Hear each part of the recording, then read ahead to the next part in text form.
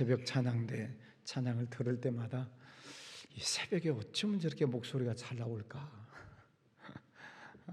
감사합니다. 감기가 들어서 목소리가 한번 잠겨 보니까 내 소리가 이렇게 잘 나온다는 게 얼마나 감사한지 모르겠습니다. 특별히 목이 잠겨버리면 찬양이 안 나오거든요. 찬송을 부를 수가 없는데 찬송을 부를 수 있는 것도 감사하고, 우리가 성경을 읽을 수 있는 것도 감사하고, 말하는 것도 감사하고, 모든 것이 다 감사하죠. 세상 모든 사람들은 다 자기 분수껏 살아야 된다 하는 그런 말이 있습니다. 자기 분수를 지키지 못하면 자꾸 문제가 생기죠. 그래서 부모님은 부모님 다워야 되고, 또 자녀는 자녀 다워야 되고, 국회의원들은 국회의원 다워야 되고, 장관은 장관 다워야 되고, 또 경찰은 경찰 다워야 되고, 자기에게 맞는 그 품위, 또 자격, 권리, 의무, 이런 모든 것들을 잘 행하는 사람을 참 멋있다 그렇게 얘기를 하죠. 그러나 자기 분수를 지키지 못하는 사람이 있으면 그런 사람을 보고 우리는 꼴불견이다 그렇게 얘기를 합니다. 지나치게 교만하다든지, 또 지나치게 또 잘못된 행동을 한다든지 그러면 다른 사람들에게 폐를 끼치죠. 그런 차원에서 말씀을 드리면 그리스도인은 그리스도인다워야 된다. 예수 믿는 사람은 예수 믿는 사람다워야 된다, 그런 뜻이죠. 오늘 말씀에 보면 그 얘기가 나옵니다. 그러므로 너희가 그리스도와 함께 다시 살리심을 받았으면, 예수님을 믿고 우리가 영적으로 구원함을 받았으면, 그런 말이죠. 여러분 예수님 다 믿으시죠? 예수 믿고 다 구원 받으셨죠? 네. 그랬으면 위의 것을 찾아라. 거기는 그리스도께서 하나님 우편에 앉아 계시느니라. 위의 것을 생각하고 땅의 것을 생각하지 말아라. 예수 믿고 구원받은 사람은 땅의 것을 생각하지 말아라. 그러면 땅의 것이 무엇입니까? 그 밑에 보면 5절에 나오죠. 그러므로 땅에 있는 지체를 죽이라. 음란, 부정, 사욕, 악한 정욕, 탐심. 탐심은 우상 숭배니라. 또 8절에도 이제는 너희가 이 모든 것을 벗어버리라. 땅의 것을 벗어버리라. 분함, 노여움, 악의, 비방, 너희 입에 부끄러운 말이라. 너희가 서로 거짓말을 하지 말라. 옛사람과 그 행위를 벗어버리고. 예수 그리스도를 내가 만났다, 예수님을 내가 인격적으로 만났다라고 하면 세상적인 것들을 다 벗어버린다는 것입니다. 저는 불교에 대해서 잘 모릅니다만은 불교에 입문을 하시는 분들이 있잖아요. 출가하시는 분들은 뭘부터 해요? 절에 들어가면 제일 먼저 하는 게 뭐예요? 삭발부터 합니다. 머리부터 깎잖아요. 남자든 여자든 출가하면 삭발부터 하고, 그 다음에 옷을 받고 입고, 나는 이제 속세를 떠났다. 머리 이거 짧은 머리 하나 이게 관리하는 것도 쉽지 않죠. 남자들 뭐 길어야 3cm, 5cm인데 이거 하나 참 관리하는 것도 쉽지 않은데, 우리 여성분들은 참 대단하셔. 이렇게 긴 머리를 그냥 늘 감아야지, 말려야지, 꼬불어야지, 또 그냥 꼬아야지, 풀어야지, 또 이제 그런 것을 하지 않겠다는 거죠. 삭발을 하는 이유는. 자, 땅의 것, 육신적인 것들을 벗어버려라. 주님께서 마태복음에서 말씀하시죠. 무엇을 먹을까, 입을까, 마실까, 이런 것들을 가지고 염려하지 말아라. 이런 것들은 다 이방인이 구하는 것이다. 사실은 우리 삶에 있어서 의식주 문제라고 하는 것은 떠날 수가 없잖아요. 먹고 입고 자고 다 이런 것들이 우리의 삶과, 그게 삶인데, 그것을 떠날 수가 없는데 예수님은 그것 때문에 염려하지 말아라. 공중에 나는 새를 보아라. 누가 그를 먹여 살리냐. 들에 피어있는 백합화를 봐라. 누가 저렇게 아름답게 입히냐. 하늘에 계신 너희 아버지께서 그렇게 하시지 않냐. 그러므로 너희는 먼저 그의 나라와 그의 의를 구하라. 위의 것을 찾아라. 그러면 이 땅에 있는 모든 것은 너에게 더하시리라. 말씀은 우리가 아는데 이 말씀이 잘 안 믿어져요. 그죠? 네. 정말 하나님의 말씀대로 살면 하나님께서 먹고 살게 해주실까? 그래서 하나님은 출애굽기에 보면 이스라엘 백성들이 40년 동안 그 300만 명이나 되는 많은 사람들의 광야를 횡단해 나가는 것을 우리에게 보여주시잖아요. 광야는 너무 뜨거워서 낮에 밖에 나갈 수가 없어요. 막 35도, 40도, 그것도 구름 한 점 없고 땡볕입니다. 밤에는 또 10도 이하로 뚝 떨어져서 춥습니다. 그런 광야에서 농사를 지을 수도 없습니다. 물이 없으니까. 근데 어떻게 그 많은 250만 명 내지 300만 명이 되는 사람들이 40년 동안을 광야에서 살 수 있었는가? 그래서 하나님 말씀하시죠. 너희는 내 입에서 나오는 모든 말씀으로 사는 것이다. 떡으로 사는 것이 아니라 하나님의 말씀으로 사는 것이다. 하나님의 말씀에 순종하면 광야에서도 산다. 그러나 하나님의 말씀에 불순종하면 저 애굽 땅 곡창지대 거기에서도 하나님의 저주가 임한다 하는 것을 말씀해 주시죠. 이 땅의 것들 우리가 불필요한 것이 아닙니다. 먹고 사는 것, 옷 입고 집을 짓고 사는 것 다 필요합니다. 그런데 거기에 집착하지 말라는 거죠. 마치 노아 홍수 때 홍수 마지막 날까지 사람들이 먹고 마시고 시집가고 장가가는 것처럼 하나님을 의식하지 않고 하나님의 말씀을 믿지 않고 오직 거기에만 정신을 팔려서 사는 그런 생활을 하지 말으라는 것입니다. 위의 것을 찾아라. 하나님의 말씀이 어떤 말씀인가? 하나님께서 어떤 감동을 주시는가? 위의 것을 찾아라. 그러면 위의 것은 무엇인가? 10절 말씀에 새 사람을 입었으니, 그렇죠? 이는 자기를 창조하신 이의 형상을 따라 지식에까지 새롭게 하심을 입은 자니라. 우리는 예수님을 믿고 죄로부터 구원함을 받은 하나님의 백성, 새로운 사람이 되었습니다. 예수님을 믿는 사람이 되었습니다. 새 사람을 입었다는 것은 하나님의 형상을 회복했다는 거예요. 하나님의 형상이 뭐죠? 사랑이라고 그랬죠. 하나님은 사랑이시라. 그러니까 예수님을 믿고 새로운 사람이 되었다, 하나님의 형상이 회복되었다, 이 말은 사랑이 회복되었다, 그런 말입니다. 그래서 예수님을 믿고 거듭난 사람의 모습을 보면 부모와 자녀 간에 화해하고 사랑하잖아요. 또 친구 간에도 서로 사랑하고, 부부 간에도 서로 사랑하고, 하나님과의 관계 사랑하고, 네 가지 사랑이라 그랬죠. 가만히 생각해 보세요. 부모님하고 자녀하고, 또 이웃 간에, 부부 간에, 하나님과의 이 사랑이 완전히 회복된 사람은 행복한 사람이에요.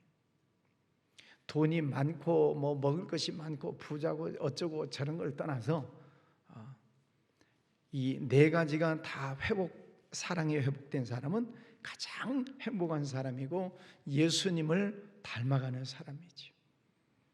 하나님은 사랑이시라. 여러분 속에 사랑을 다 넣어놓으셨어요.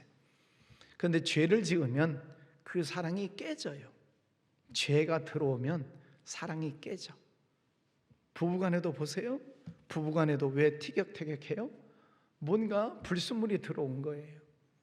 뭔가 부부 사이에 이물질이 끼어 들어오면은 서로 언쟁하고 티격태격하고 깨지네. 사랑이 깨져. 친구 간에도 그렇죠. 친구 간에도 그 사이에 뭔가 잘못된 부정한 것이 들어오면 친구 관계도 깨져요. 부모와 자식 간에도 깨져요.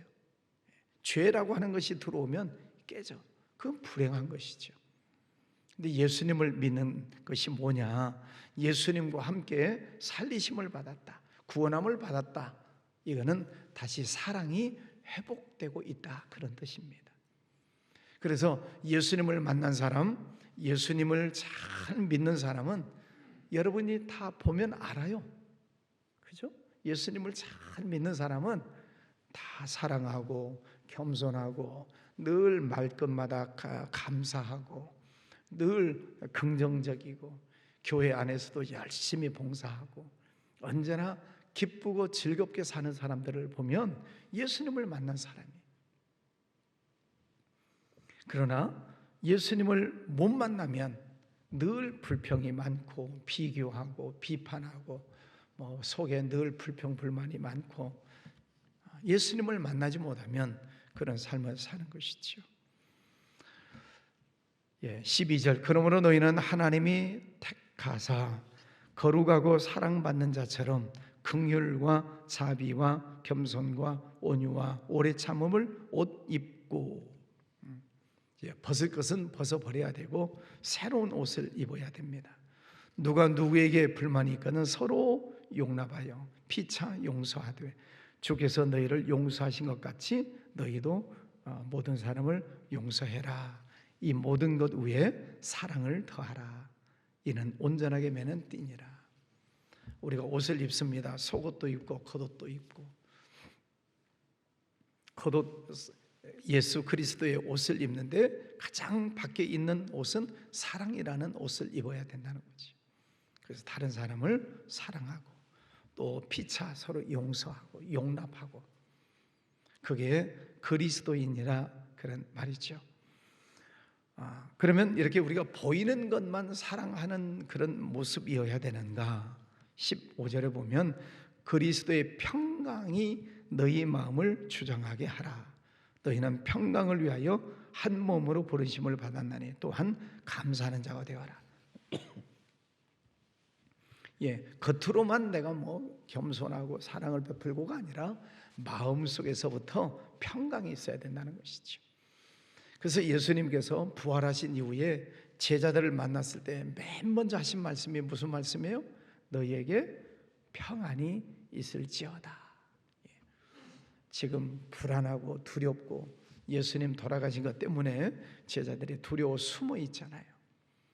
숨어 있는 그곳에 오신 예수님께서 너희에게 평안이 있을지어다. 주님이 함께 계시니 평안해라. 또 거친 풍랑 때문에 배가 전복될 위기에 빠져서 제자들이 두려워하고 무서워 떨고 있을 때 예수님이 오셔서 평안할지어다. 바람아 잠잠해라. 예수님이 계시면 평안하다는 거죠. 유명한 그 그림 가운데 평안에 대한 그림을 그려라. 그런 평안에 대해서 주제를 가지고 그림을 그립니다.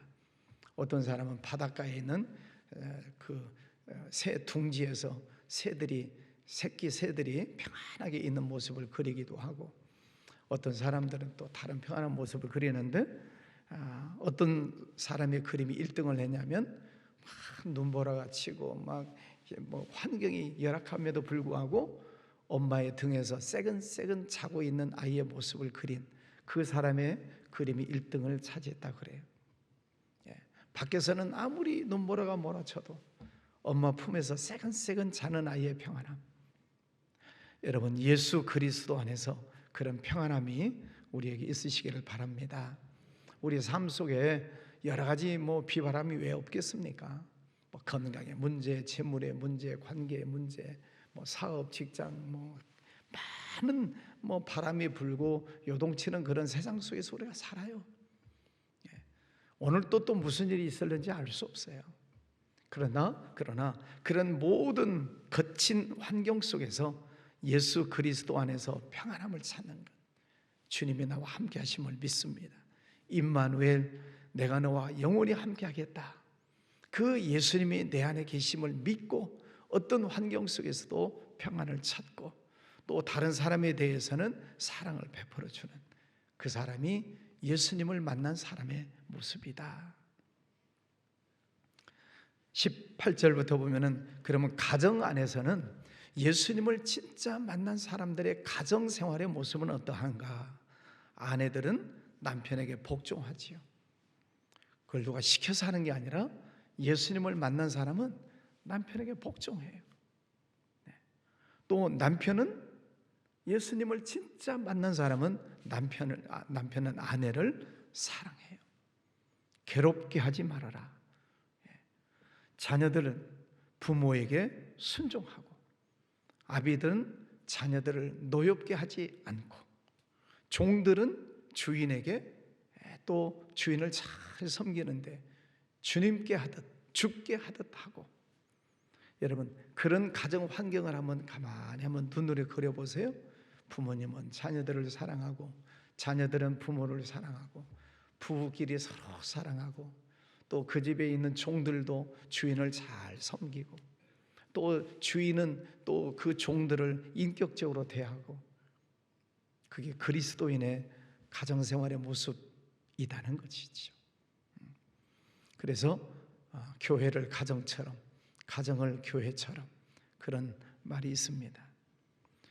무슨 일을 하든지 마음을 다하여 주께 하듯 하고 사람에게 하듯 하지 말라.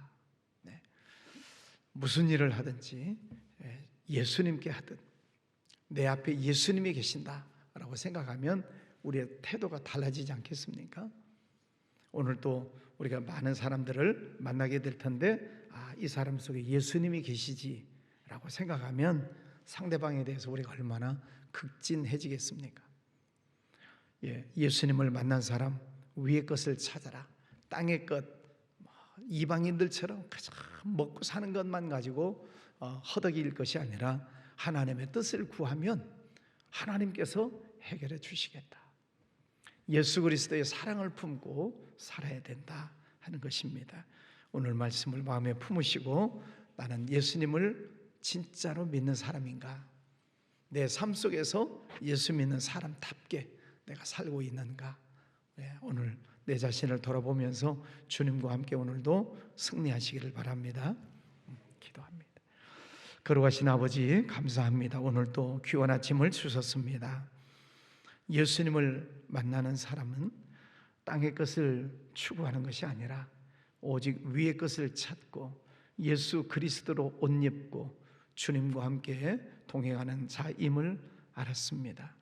아버지 하나님, 우리가 말로만 예수 믿는다라고 하는 것이 아니라 우리 마음속에서 평강을 찾고 우리의 삶 속에서 예수님을 닮아가는 그런 복된 삶을 살아가려고 노력하겠습니다.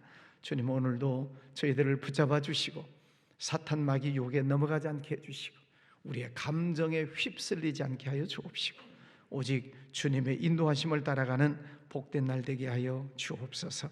아버지 하나님, 오늘도 새로운 날을 주셨으니 주님을 찬송하고 또 모든 삶 속에서 감사하고 하나님께 영광 올려드리는 승리의 날 되게 하여 주시옵소서.